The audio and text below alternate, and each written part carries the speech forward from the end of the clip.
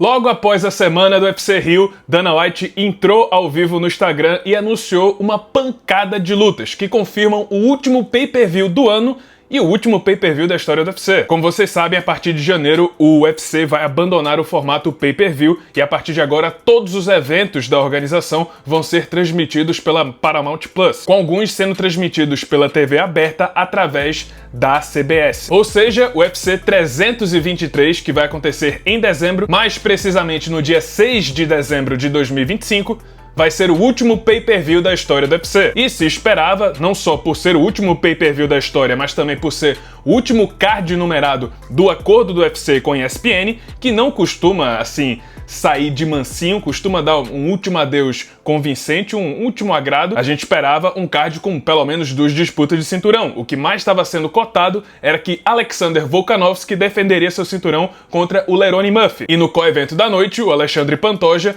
faria a luta contra Joshua Van. Essa luta já estava pré-confirmada. Era 99% de certeza que ela iria acontecer em dezembro. Mas aí, nas últimas semanas, algumas informações começaram a surgir. O Volkanovski veio dizer que parece que a luta contra o Lerone Murphy não estava tão certa quanto ele imaginava. E que novas informações, novos acontecimentos acabaram mudando a expectativa dele. Ele basicamente falou que o Lerone Murphy não seria mais o seu adversário em dezembro. E agora surge um rumor de que Alexander Volkanovski não vai mais lutar em dezembro e agora vai lutar em fevereiro num card que deve acontecer na Austrália. E seu adversário deve ser o Movsar Evloev. Daí a gente já tira 2 informações importantes. A primeira é que provavelmente o Lerone Murphy tá lesionado, já que vão dar a vez pro Movsar Evloev. A segunda é que agora temos certeza que o Volkanovski não vai lutar em dezembro, porque, lógico, ele vai preferir lutar em casa, já que tem uma diferença aí de 2 meses, por mais que ele quisesse se manter bem ativo esse ano. Mas aí fica um buraco para ser preenchido, já que Pantoja e Joshua Van já estavam pré-confirmados pro UFC 323, a gente precisava então de um bom evento principal. A gente sabe que, por melhor que o Pantoja seja, ele não é exatamente uma luta que serve como um bom pay-per-view, ele não vende tanto assim. Então, como é o último pay-per-view da história e o último pay-per-view com ESPN,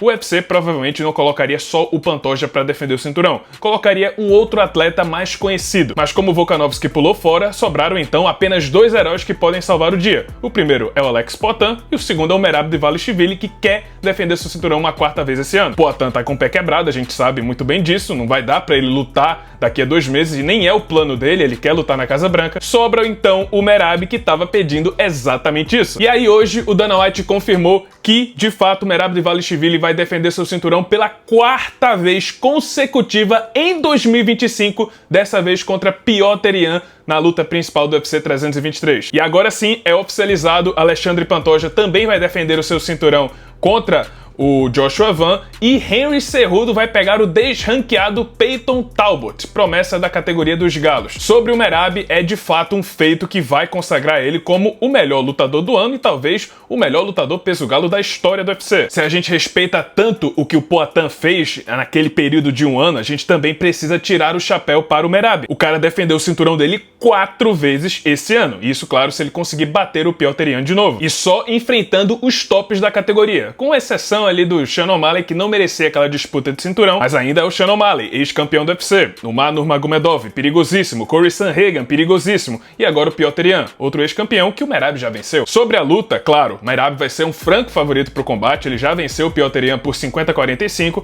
só que vocês precisam lembrar que o Piotr Yan não treinou direito o wrestling para aquela luta. Ele tava com uma lesão no ombro, durante o primeiro round lesionou também a perna, então ele não tava 100%. Talvez essa seja a narrativa que o UFC vai querer explorar com esse combate. Ainda assim, mesmo que tenha tido essa lesão, eu acho que o Merab vai ser franco favorito. Embora a gente viu muito bem com o Poatan e o Ankalaev que às vezes essa história de que não tô bem na primeira luta pode fazer uma grande diferença na revanche. Quanto ao Pantoja, o Joshua Van vai ser com certeza o adversário mais perigoso que ele vai defender o seu cinturão dos moscas. A gente vê aí uma diferença de 11 anos de idade, o Joshua Van tem apenas 24 anos, pode ser um dos campeões mais jovens da história do UFC e é um cara realmente talentoso, um cara com mão pesada, que oferece perigo, um tipo de poder de nocaute que não é visto com tanta frequência no peso mosca. Ele tem o toque da morte. Mas claro, o Pantoja é muito mais completo, muito mais experimentado. É de fato o melhor lutador e sim vai ser franco favorito para esse combate. Seria, na minha opinião, uma das maiores zebras do ano se o Joshua Van conseguisse vencer o brasileiro.